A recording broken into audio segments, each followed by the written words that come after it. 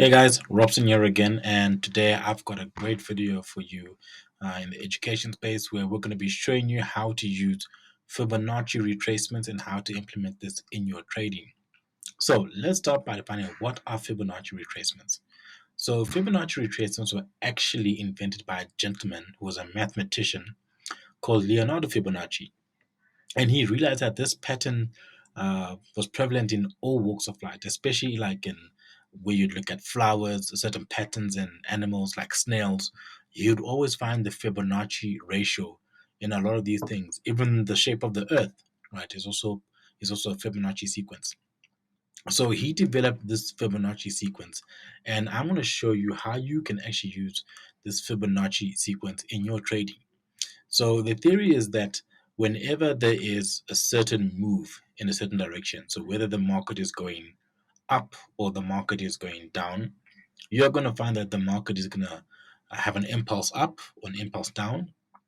It's going to take a bit of a break and kind of have a retracement and come down, and the theory is that it would always come back to these Fibonacci levels, and from those Fibonacci levels you can expect a continuation in the trend. So good example, I have the euro dollar chart here on the 1 hour time frame. And as you can see, it's had quite a nice uptrend, right? So we're expecting this uptrend to continue, but where would we actually see a potential entry? If we were to use Fibonacci, we'd be able to actually see where we can get that entry. So I'm going to continue now and put a Fibonacci retracement tool on my chart, and let's have a look at what it says.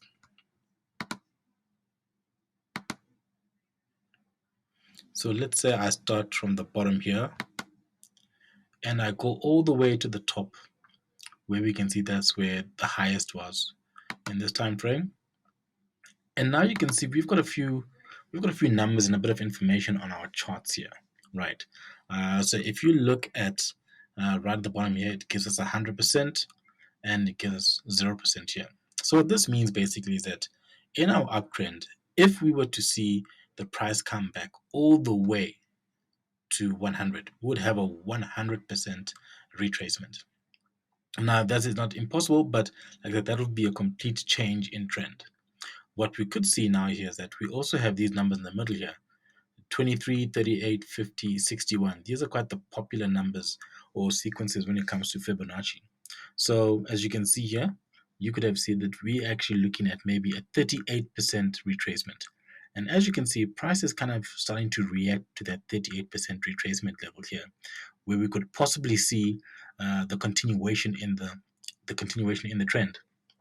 Now, what I've found is that if your retracement levels specifically match up with another area of confluence, so let's say a support line, a moving average, you've got a higher chance of the trend continuing in that direction.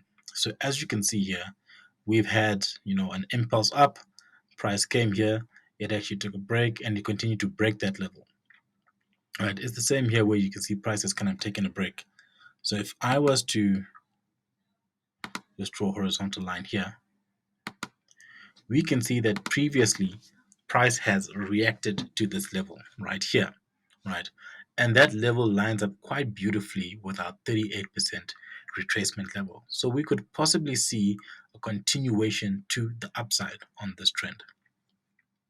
Okay, guys, this was just a short video telling you about Fibonacci retracements and how you can implement that in your trading. This also works when you are short selling as well. So what you do is if you're short selling, you do it the opposite way, where you'd actually drag it from the top down to your lowest point in that chart when you use it, depending on the time frames you use as well. So I hope you can use this in your trading. I hope it's been helpful. And we're going to continue to try and do short little videos like this, showing you how to use different type of tools and indicators in the market.